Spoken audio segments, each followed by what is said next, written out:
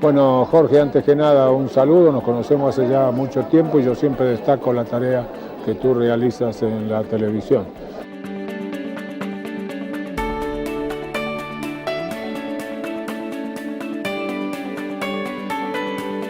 Muchas gracias por estar con nosotros.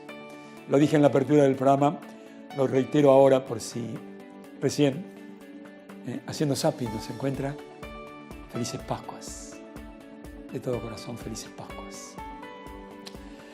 En la apertura del programa hemos escuchado, hemos podido apreciar, hemos visto, hemos aprendido, nos hemos informado, nos hemos formado e incluso espiritualmente nos hemos conmovido por las palabras del Santo Padre, Francisco, que fuera para nosotros el cardenal Bergoglio, hincha fanático de San Lorenzo como yo, el Papa Francisco.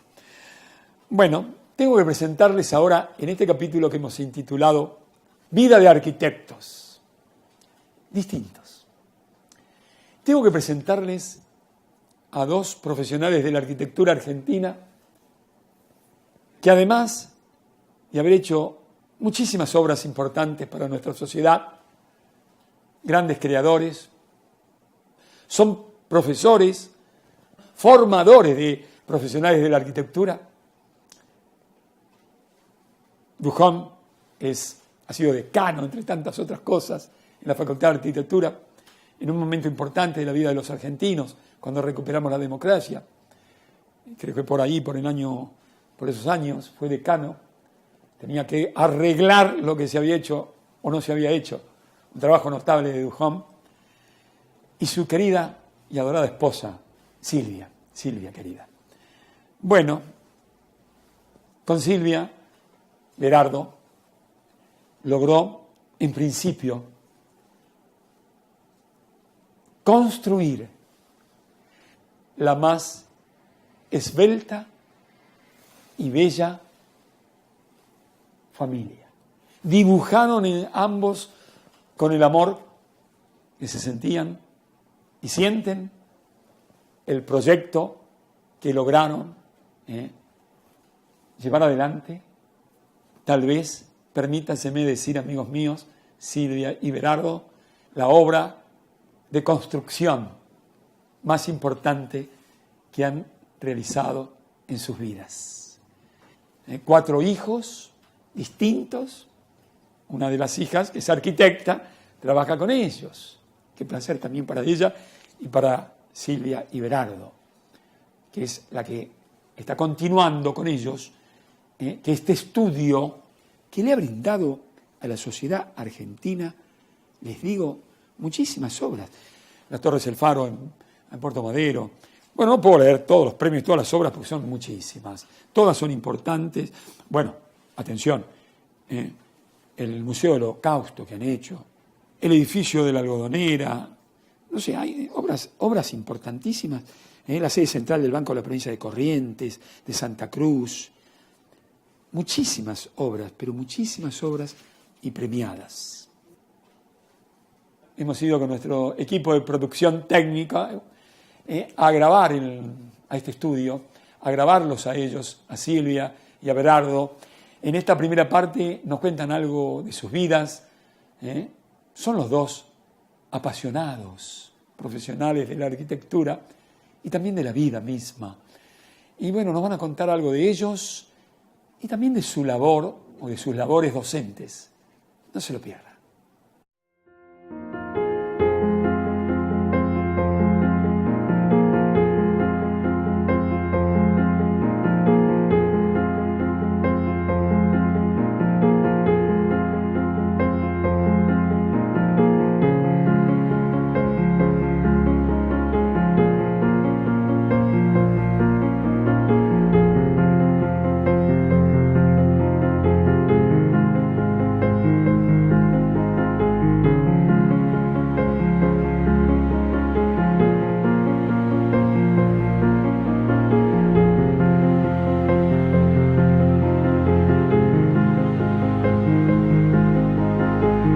Yo nací en Buenos Aires, en Villa del Parque. En el barrio ese era muy tranquilo, con características de barrio, de lo que podríamos definirlo con contacto con los vecinos, con los compañeros de escuela que vivían todos cerca, que es donde hice la escuela primaria, en la escuela pública de Villa del Parque. La escuela número 20 del Colegio Escolar 14.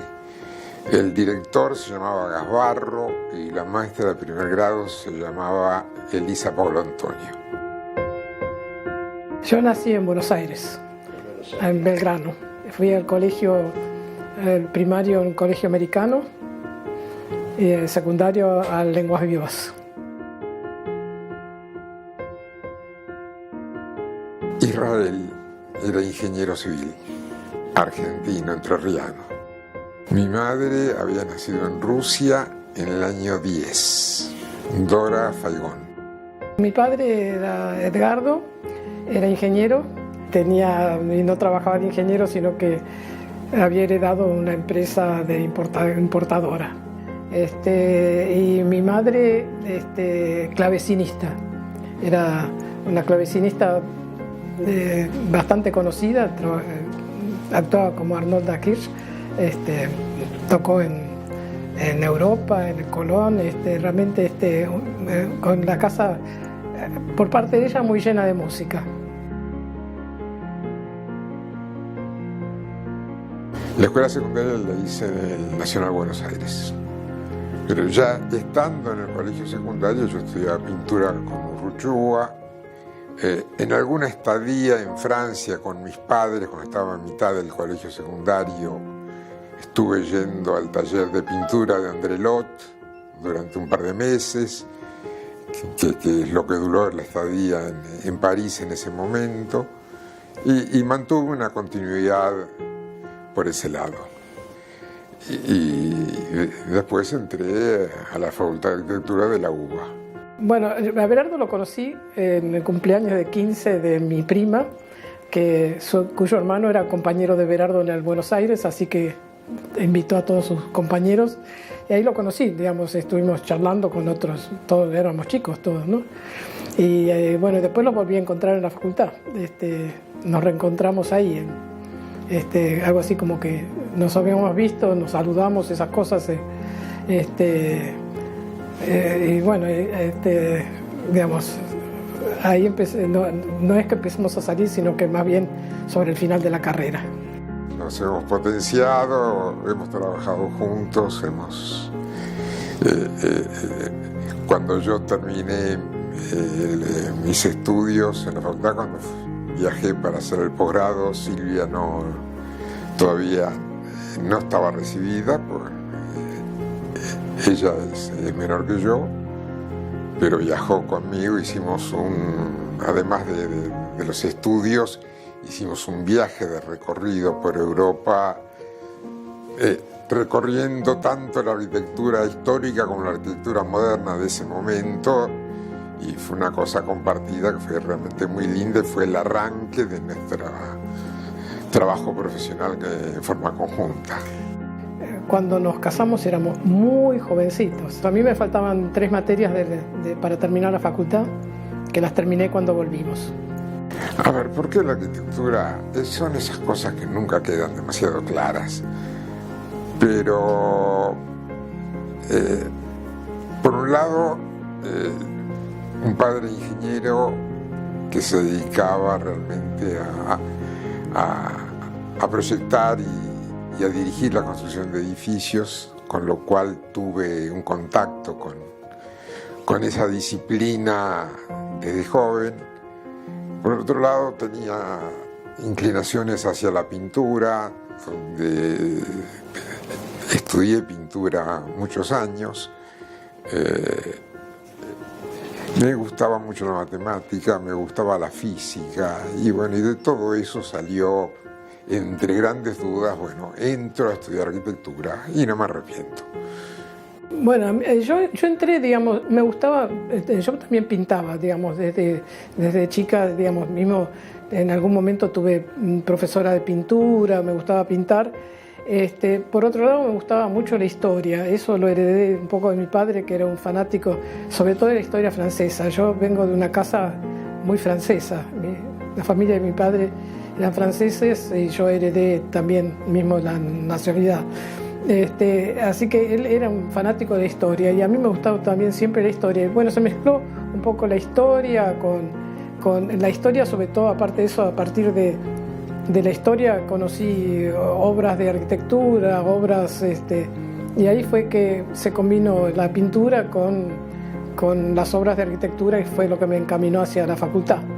En ese momento había una cultura arquitectónica muy ligada a la presencia de los grandes maestros que habían cambiado la arquitectura unos años antes, o sea, a partir de los años 30 se empiezan a producir cambios muy fuertes. Y después desemboca esto en las corrientes un poco distintas que se reflejaban en la facultad, era motivo de discusión y era parte de nuestra formación cultural en ese momento.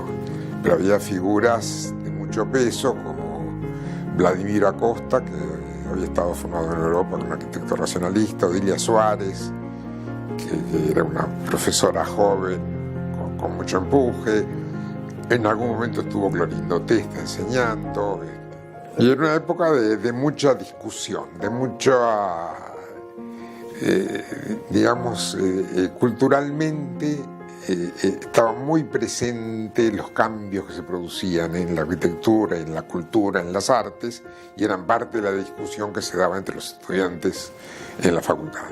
Había como una influencia cultural muy fuerte de los grandes maestros de la arquitectura europea, americana y también local, con corrientes quizás distintas, algunas apuntando más hacia el racionalismo, otras apuntando más a regionalismos, pero bueno, era parte de la discusión y era una forma de ir elaborando la cultura que dio origen a lo que en algún momento se llamó la Escuela de Buenos Aires, que tuvo mucha fuerza en los años 60, 70, acá hubo un movimiento realmente muy fuerte, con mucho peso en cuanto a la producción arquitectónica.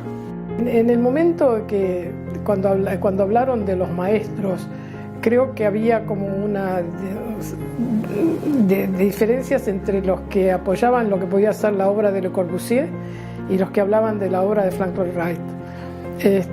Y bueno, y las influencias fueron, yo creo que mayormente acá en la Argentina, de Le Corbusier. El racionalismo, el uso de materiales expuestos como el hormigón, el hablar de una sencillez, creo que fue lo que primó en la obra de muchos arquitectos argentinos, digamos, que fue como un entrar en una cosa mucho más pura y más adecuada a las necesidades de nuestras, ¿no?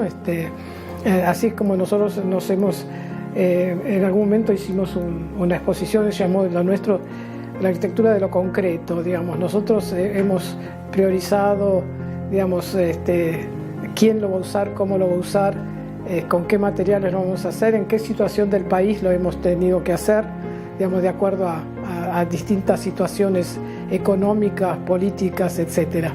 El proyecto del edificio es resolver un problema, y para resolver el problema hay que entender cuál es el problema a resolver y cuáles son los instrumentos con los que contamos para resolverlo y dar la mejor respuesta posible. Y yo creo que hay que ser coherente en esa resolución, y donde tanto los aspectos espaciales como los aspectos constructivos, como los aspectos formales, son parte del problema y tienen que sintetizarse en la respuesta que uno da.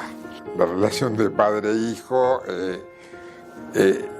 cuando yo era muy chico el estudio funcionaba en la casa, con lo cual tuve contacto directo con su actividad desde muy chico, y bueno, siempre hubo intercambio, conocía, me llevaba a las obras, sabía de qué se trataba. Trabajar con mi padre fue muy lindo, porque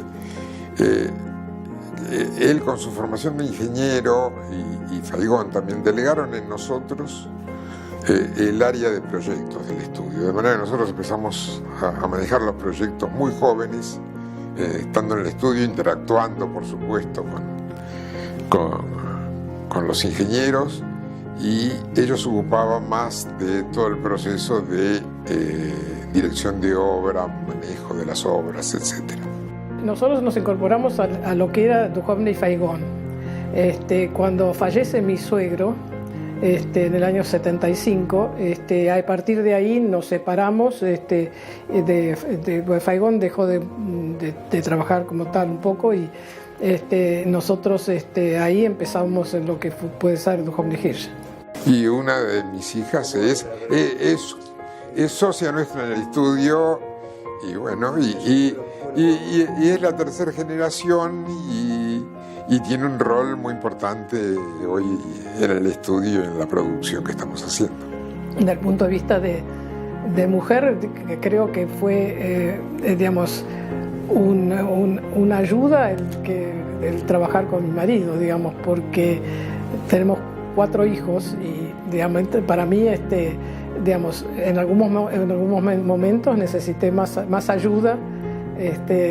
Berardo siempre ha sido un gran colaborador en lo que puede ser con los hijos, pero dentro de todo, para mí como madre siempre, digamos, algo tuve que ir resignando, digamos. Yo en los primeros años, cuando Berardo volvió a la facultad, yo no volví, yo volví recién en el 84. Hasta ese momento no había sido docente, así que en el 84 que empecé mi carrera docente. En el 85 concursé para profesor de introducción a la arquitectura, y después esa materia dejó de existir y se convirtió en el CBC, que es la materia de introducción al conocimiento proyectual, que era general para todas las carreras. Ahí estuve durante 20 años como profesora en el CBC. Yo empecé mi actividad docente siendo estudiante. Todavía fui ayudante de cátedra, debía ser en el año 58, 59. Creo que a partir del cursado de cuarto año era docente en primer año, y prácticamente nunca dejé la actividad docente, salvo cuando se interrumpieron los gobiernos democráticos, que fue cuando estuve fuera de la universidad. Después de haber recibido y después de haber estado en Europa, cuando volví, me incorporé como docente al taller de Odilia Suárez, donde al poco tiempo hubo un concurso y gané un cargo de jefe de trabajos prácticos. Esto debe haber sido en el año 65. No, después fui, yo en ese momento fui jefe de trabajos prácticos. Cuando el año 66, cuando fue la intervención de la universidad, yo renuncié. Estuve durante un año, en el año 74, como profesor adjunto en el último curso de proyecto, y después nuevamente estuve fuera de la universidad hasta que volví en el año 83 como decano normalizador de la Facultad de Arquitectura, que asumí creo que el 30 de diciembre del 83. Y ahí teníamos un plazo de 2 años para normalizar la universidad. La facultad estaba muy mal y prácticamente hubo que rehacer una facultad, repensar la facultad, y teníamos un plazo muy corto. Teníamos por ley 2 años para adecuar los planes de estudio, cambiar planes de estudio, concursar profesores, normalizar los claustros y que se eligieran nuevas autoridades elegidas por los claustros. Y pudimos llegar a cumplir con esto, y el 30 de diciembre del 85 se eligió nuevo decano después de haberse hecho las elecciones de claustros correspondientes. En ese proceso hicimos cambios muy fuertes en la facultad, tanto en los planes de estudio como en la incorporación de profesores, y además creamos las carreras de diseño gráfico y diseño industrial que no existían. Ahí detectamos que había una cantidad de estudiantes que estaban siguiendo la carrera de arquitectura porque era lo que más se correspondía con sus aspiraciones, y entonces me pareció que era muy importante. Tuve el apoyo del rector del ICH y armamos un grupo para estudiar a toda velocidad planes de estudio, nombrar profesores, y yo quería dejar la carrera funcionando porque decía, si no, cuando me voy vaya uno a saber si se dicta o no, y conseguimos hacerlo, y ahí fue donde se produjo un gran cambio en la facultad. Por un lado, pasamos de una facultad que estaba muy mal académicamente, muy deteriorada durante el proceso, a tener una facultad con los mejores profesores y con planes de estudio modernizados y totalmente cambiados, y compartir dentro del mismo ámbito académico con las carreras de diseño. Y ahí le voy a dedicar algo a Silvia, porque discutiéndolo, Silvia un día en casa me dijo, bueno, a mí me parece que si los diseños los pones en marcha ahora, que es el momento, y fue el momento realmente, y me dio ánimo y fuerza como para encararlo, que no fue una tarea fácil. Yo al principio pensábamos en una carrera de diseño con dos salidas, una hacia diseño de producto y otra comunicacional, pero cuando armé la comisión de los diseñadores que se dedicaban a comunicación y a industrial para armar las carreras, los planes de estudio, se separaron los gráficos de los industriales y cada uno armó su carrera. Y entonces yo dije, no hay tiempo para rever esto, así que es mejor tener dos a no tener ninguna. Y así fue como surgió. Esa facultad que armamos a partir del año 84, que mejoró enormemente su nivel académico y que sigue siendo sin duda la mejor facultad de arquitectura del país, ha producido transformaciones importantes en la ciudad. Hoy se ve la presencia de mucha obra arquitectónica de calidad, que son los graduados jóvenes de la facultad. Y esto me parece que es una cosa importante, que empieza a impactar. Hay barrios como Palermo donde hay mucha presencia de la arquitectura producida por las nuevas generaciones. Yo recibí una beca del gobierno francés, que es cuando comenté que estuvimos viviendo en Europa en los años 61 y 62. Fue interesante, era un momento también de cambios fuertes en Europa, estábamos todavía muy cerca de la guerra, Europa estaba en proceso de reconstrucción, se estaba haciendo mucha vivienda social, se estaban reconstruyendo muchas áreas que habían quedado destruidas durante la guerra, y había una fuerza importante, tanto que apuntaba tanto al proyecto como a los sistemas constructivos nuevos que parecía en ese momento que iban a cambiar el rumbo de la arquitectura. Después resultó que no cambiaron tanto, pero había mucha actividad intelectual y mucha actividad productiva.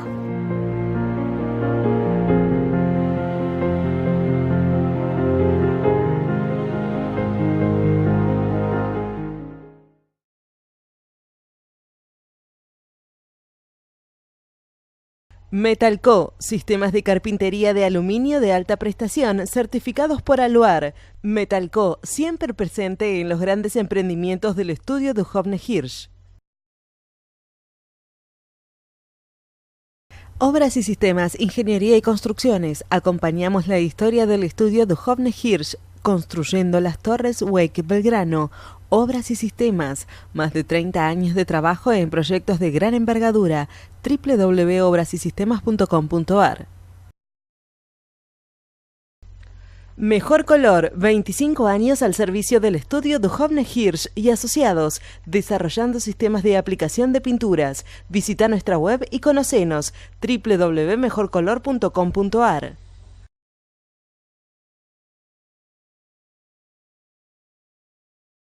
Transportel Patagónica, una empresa protagonista en la interconexión Pico Truncado Esperanza, Río Turbio, Río Gallegos, realizando las obras del tramo de 280 kilómetros entre Esperanza, Río Turbio y construyendo la estación transformadora Río Gallegos. Transportel Patagónica, eficiencia, esfuerzo y avanzada tecnología para apuntalar el desarrollo energético de Argentina.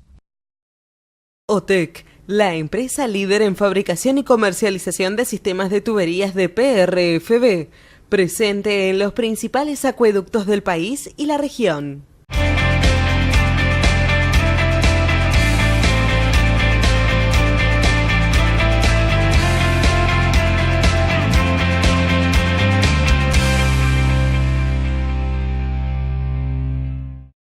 Reparar cañerías subterráneas dejó de ser un problema. Forever Pipe las inspecciona por dentro con un robot teleguiado por computadoras y reconstruye totalmente su estructura, saneando así cloacas, acueductos y gasoductos rápida y eficazmente. Forever Pipe, Reconstrucción Caño, Sociedad Anónima, la respuesta ideal.